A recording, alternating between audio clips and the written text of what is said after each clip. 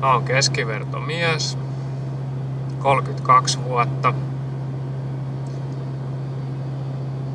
Mua tavallisempaa miestä ei varmaan ole olemassa. En ainakaan usko.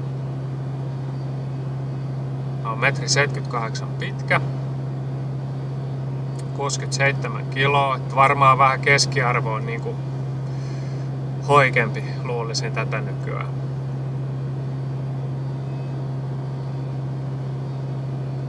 Mulla on vaimo ja tytär, 3,5-vuotias nyt. Ja duunia tehdään, yritetään selvitä arjesta, saada oma kotitaloa, muutama autoa ja elämistä maksettua pois. Yleltä tuli tämmönen Tubettajat -dokumentti. Ja mä ajattelin, että vois kokeilla itekin tehdä videopäiväkirjaa. Mitä aikaisempaa kokemusta päiväkirjanpidosta ei oo.